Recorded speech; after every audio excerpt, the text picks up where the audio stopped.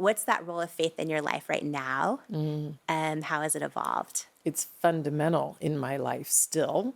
And I will certainly say there were times I sort of moved away from faith, but then I always, thank goodness, came back to it. Like one of them was in college, right?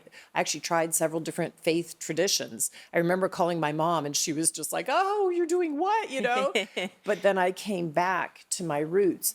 I'm less now about a structured religion because I realize that religions all have man-made rules that are part of them, right?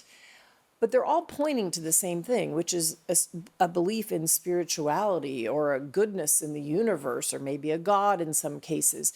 And so for me, the spiritual piece is just absolutely grounding in my life. And I go to church some. I'm still Catholic. I go to church some, not nearly as often as when I was growing up.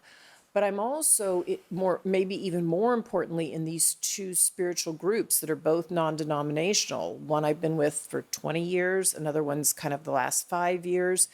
And we are reading the same things by spiritual teachers over, who taught for centuries sometimes, or somebody who's more current, and then we're sharing ideas about what we're learning through our faith and spirituality. I still go on a silent retreat once a year. In fact, I'll go in May with my group that I've been with for 20 years. We'll go on silent retreat. We met yesterday to prepare for that because it's a journey to go on silent retreat. But I would say it's fundamental.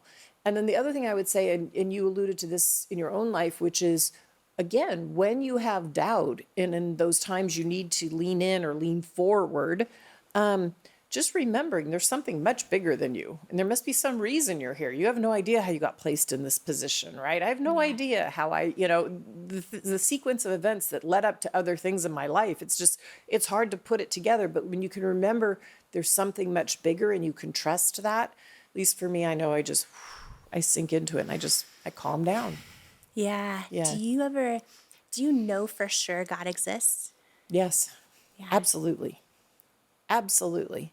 And there's a beautiful, at the end of the musical Les Miserables, they say to love another person is to see the face of God. And so I've also come to learn that God is also amongst us and in our relations and in our relationships too, and that I can look for that. And you see where you make some of those connections. But what I encourage people to do who've grown up, if you're lucky enough to have grown up in a faith tradition, because I do think that's lucky, it means you had some values and moral structure. It may not have all been right. It may have put some things on you wish you didn't have. But I really encourage people to go back and look at that faith and learn about it. Where did it come from? What are the origins? How did it come into being? Where did it change over time? Like I grew up in the Roman Catholic Church, but there's a Celtic version of the Catholic Church that is actually even closer to what I believe, it turns out. And so just learning your own history so you can decide what you believe now, but practicing your faith is also really important. And so this is why I have these two groups. They're almost like accountability measures we are for one another. And then I also believe in faith in action. So part of the work I do in the world is putting what I believe to be true in my faith and all the things that I've learned through this unusual path I've had in life that, I couldn't have added it all up. I put that faith into action and hopefully I'm creating positive change in the world.